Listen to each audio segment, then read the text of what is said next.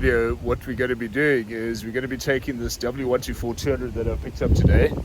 It's been standing in a garage here in PE for the last 8 years or so, and I bought it for spares, but I think it's too good for that. So I'm going to be fixing it up, and we're going to do a bunch of videos on the process. So let me open it up here. Absolutely beautiful inside. Still smells new. Wood grain's good. The Becker radio is still there. Really nice car. So I hope you enjoy the video. This video, this W124 200, 1989. I got out of a garage that had been where it's been parked for the last 10 years, and it's a one family-owned car. It had been parked there since 2017. It has got a current license, but 2017 is how long it's been parked in the garage. But the reason I bought it is because it's a 200. It's my favorite W124. And it's just very complete, you know. It's got, nobody's messed with it. It's got a very, very nice leather interior. If you come and have a look around here, beautiful leather interior, uncracked wood trim. The Becker radio is still there. The rubber floor mats are still there. It still smells new as well. And it's got all its hubcaps. You'll see the hubcaps are off here. Let me just grab the keys quick and then I'll open up the boot.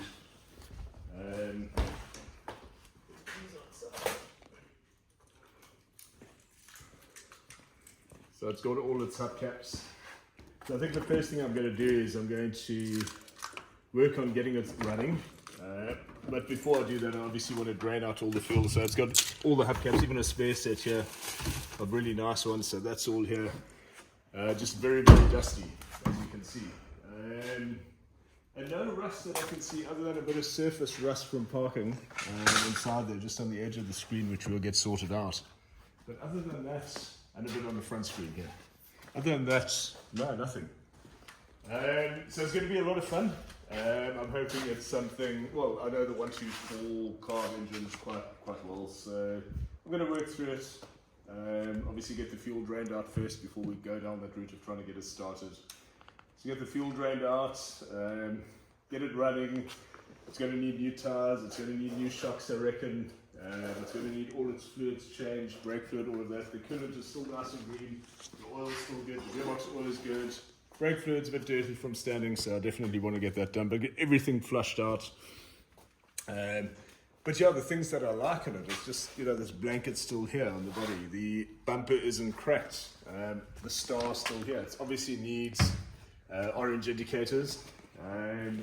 These rubbers on the mirror are still soft and pliable and uncracked. It's got all its spare keys.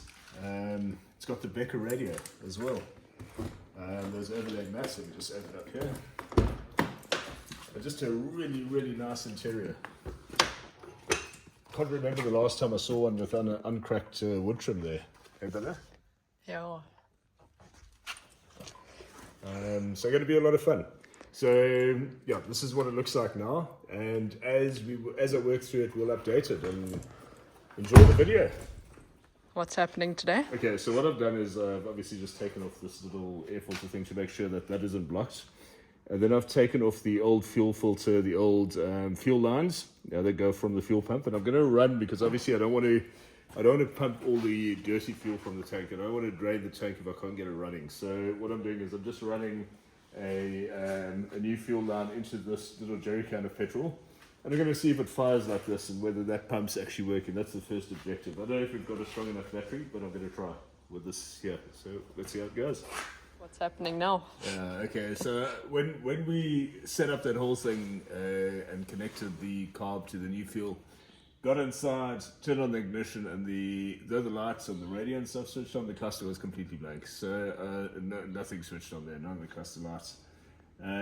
So it has got an aftermarket alarm system, so I went and got another battery for that, and that switches on and off but doesn't switch on the cluster. So I think what I'm going to do is just remove it, and I see there's not one but two of these aftermarket alarm systems in here. So I'm just going to take all of this out and just reconnect the ignition as it's supposed to be, and hopefully that sorts out the issue with putting the ignition lights on, and then we can move on to the next thing and try and see if it starts again. A day later, I've been able to remove these horrible things. I just need to cut the rest of it out here.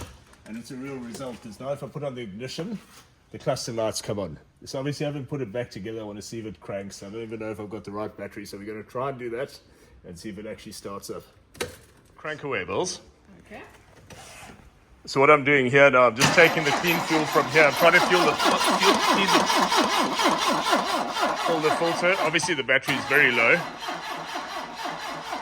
And did it start? Well, it did actually start. I took the battery home and just recharged it overnight. And the next day we put it in and we used one little spurt of quick start, and it fired up and it ran beautifully. It was nice and quiet, and the oil pressure went straight up. But another problem became apparent, and that is that because the carb had obviously been varnished up with dirty old fuel, the vent valve started overflowing and the petrol was pouring out there because the little, obviously at the bottom, that it wasn't going back to the tank. It wasn't going through the return valve.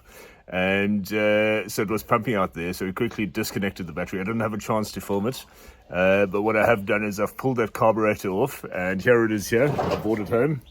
And I've got a kit that I'm going to be overhauling the thing with. But basically, yeah, it was coming out of here. So if those are the two fuel in and fuel out, and that's the little vent valve on top there, and it was pouring out here and running down. So it just wasn't a good situation. So anyway, I've brought this home, and I'm going to try my hand at actually refurbishing the thing.